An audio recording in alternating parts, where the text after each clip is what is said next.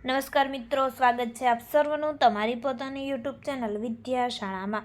ધોરણ 5 નીચે નવી પ્રોજેક્ટ પ્રવૃત્તિ બુક આવી ચૂકી છે આપની ચેનલ ઉપર. આ નવી પ્રોજેક્ટ પ્રવૃત્તિ બુકના તમામ પ્રવૃત્તિના વિડીયો પ્લસ PDF બંને મૂકવામાં આવે છે, જેની લિંક નીચે ડિસ્ક્રિપ્શન બોક્સમાંથી મળી જશે.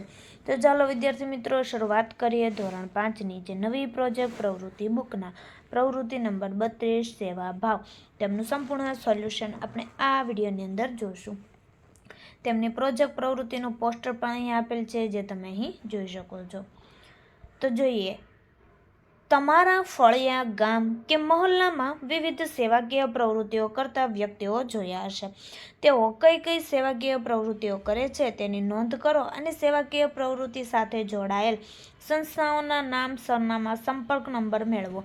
તમારા ફળિયા કે ગામમાં સેવાભાવી કે પ્રામાણિક વ્યક્તિ બાળક હોય તો તેમના ઘરના સભ્યો અથવા તેમની રૂબરૂ મુલાકાત લો. તેમને સારા કાર્યો કરવાની પ્રેરણા ક્યાંથી મળી, તેઓ શું કાર્ય કરે છે, કેવી રીતે કરે છે, કોણ તેમને મદદ કે પ્રોત્સાહન આપે છે, વગેરે જેવી બાબતો જાણો. તેમનો ફોટો મેળવો. શાળામાં, ઘરમાં અને મિત્રો વચ્ચે તેમના સારા કાર્યો અને વિચારો રજૂ કરો. તમે પણ સેવા કાર્યો કરવાનો પ્રયત્ન કરો.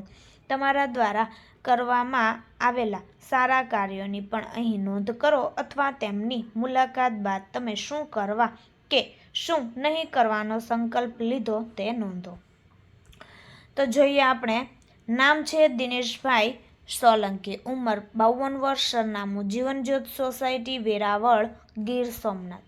તેના દ્વારા ક્યાં કામ થાય છે?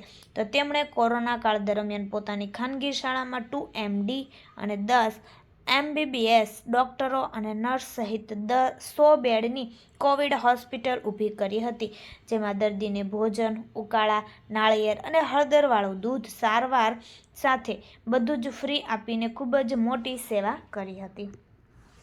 ત્યાર પછી છે, તેમને સારા કાર્ય કરવાની પ્રેરણા કોની પાસેથી મળી? તો તેમને સારા કાર્ય કરવાની પ્રેરણા તેમના પિતાજી મોહનભાઈ સોલંકી પાસેથી મળી હતી, જેઓ ગામના સરપંચ હતા અને ગામની સેવા અને વિકાસ માટે ખૂબ જ સારા કાર્ય કર્યા હતા. અન્ય વિશેષ બાબતો, તેમણે કોવિડ કાળ દરમિયાન ખૂબ જ સેવાનું કાર્ય કર્યું હતું. આ ઉપરાંત દિનેશભાઈ ગૌશાળા ચલાવે છે, જ્યાં તે બીમાર ગાયોની સેવા કરે છે. શંકરજીના મંદિરે પાણીનું પરબ પણ બંધાવેલ છે.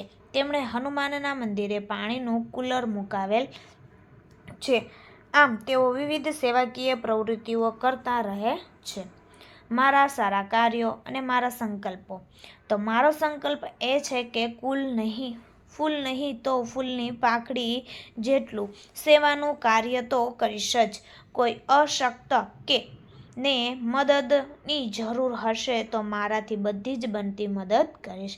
શારીરિક, માનસિક, આર્થિક જે પણ મદદ શક્ય હશે તે જરૂરિયાતમંદોને કરીશ. અને મારો સંકલ્પ એ છે કે મારી ખુશી માટે મૂંગા પ્રાણીઓને તકલીફ આપીશ નહીં. વિદ્યાર્થી મિત્રો, ધોરણ 5 ની જે નવી પ્રોજેક્ટ પ્રવૃત્તિ બુક આવી ચૂકી છે, તેમના સંપૂર્ણ સોલ્યુશનની PDF અને બુક મેળવી શકો છો. બુક મેળવવા માટે કોન્ટેક્ટ નંબર ઉપર કોન્ટેક્ટ કરી શકો છો અને PDF આપણી આ ઓશન કોચિંગ ક્લાસીસ જે એપ્લિકેશન પરથી તમે મેળવી શકો છો. તો વિદ્યાર્થી મિત્રો, ફરી આપણે મળીશું આગળની પ્રવૃત્તિના સંપૂર્ણ સોલ્યુશનના વિડીયો સાથે. આ વિડીયોની લિંક તમે તમારા મિત્રો દોસ્તોને જરૂરથી શેર કરજો, જેથી તે લોકોને આ સોલ્યુશનનો લાભ મળી રહે.